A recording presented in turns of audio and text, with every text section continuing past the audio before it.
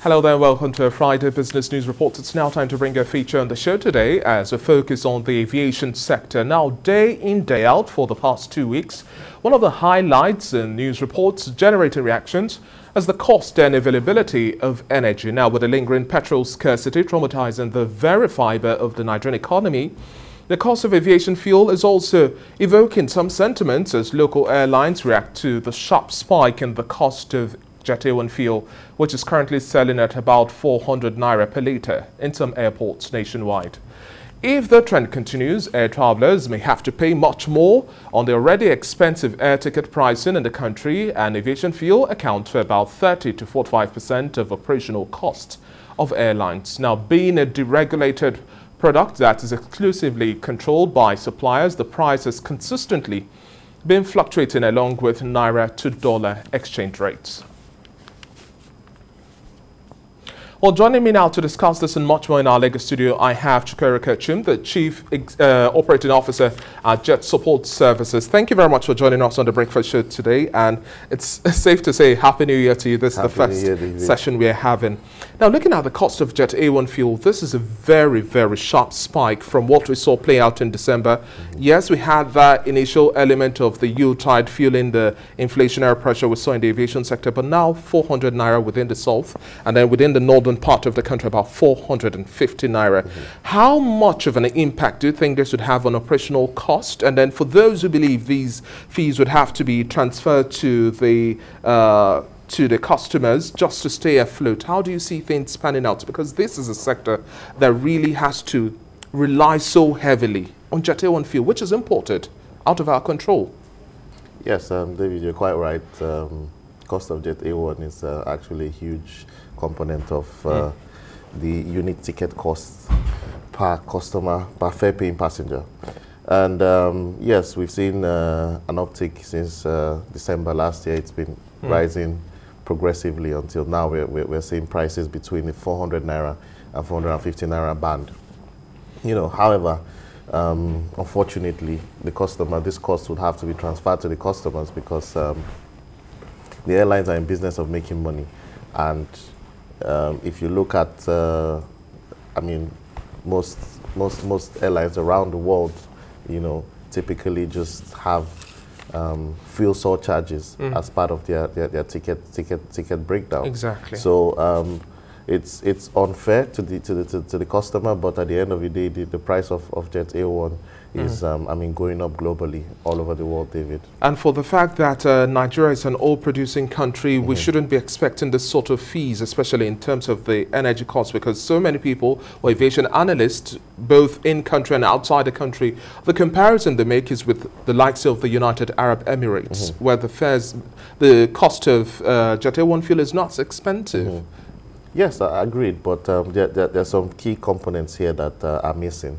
For example, the logistics side of it. You know, if you need to have you know, an affordable price of Jet A1, there has to be sustained investments in the logistics part.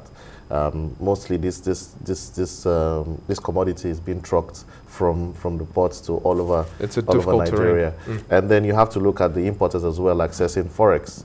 You know, since Jet A1 is predominantly imported into the country. So it's tough to compare with the likes of the United Arab Emirates. But if you look at other countries like in Europe, America, you see that there's also an upsurge in the price of Jet A1 because it is directly linked to the price of crude oil in the international market.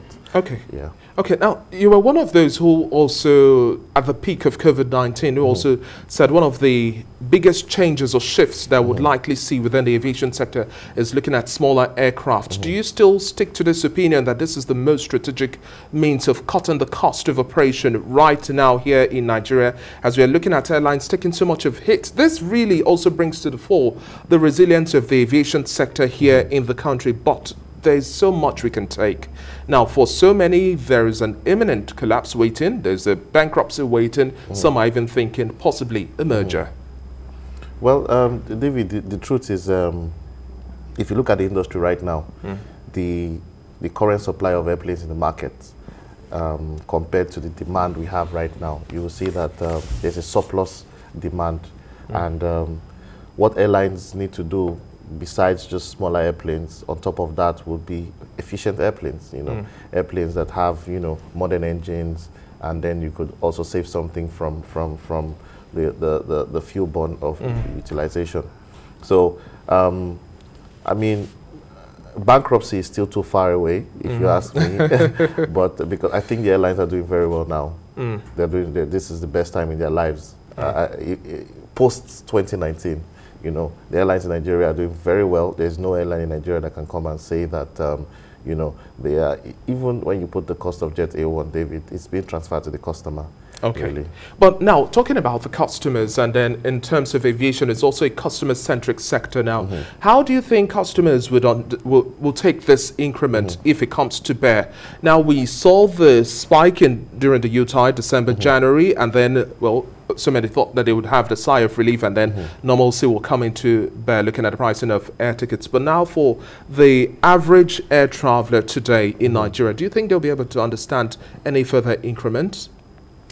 Well, it's tough. I agree with you 100%. I ask this because there's this element of exploitative tendency on the part of customers who believe that all of these increments don't necessarily have any clear justification. That's understandable from the part of an outsider. Yeah. Yeah, but David, that's why we're here, and to try and educate the public on, the kind of costs that the airlines are facing with regards, sustaining operations. The customer, which, I mean, we know that we are in this business for the customer. Exactly. We are here for them. But, David, I mean, the cost of Jet A1 is going up globally, and Nigeria is not immune to that upsurge as well. It is getting tougher, but I've also seen that the airlines are becoming, smarter with their pricing as well. You're seeing flexible pricing. You see customers who can book ahead of their flights have the ability to book tickets at, really low rates. So the customer who is time agnostic, really, would be able to, still fly at prices that are not too exorbitant. Okay, now to wrap up our conversation now, let's look at the latest renegotiation and the resumption of flights between Emirates and Nigeria as well. Now, how do you think we could consolidate in this good space we are in right now? Just about 30 seconds to wrap up the conversation. Yes, I mean, the relationship right now seems to have improved. Good, yes. And we only hope that the people who are managing this or responsible for the management of this relationship would be able to, sustain and see that, okay, I mean, losses have been made from both sides. Lessons have been learnt at the same time. And we only hope that people who are responsible for this relationship management, keep things tidy. Exactly. Thank you so much for your time on the Breakfast Show this morning. It's been a pleasure speaking with you, Chukwuerika Achum. We've been speaking with the Chief Operating Officer of Jet Support Services Limited. Thank you once again, and then we hope that we have a better year for the aviation sector. Thank you, David. Thank you.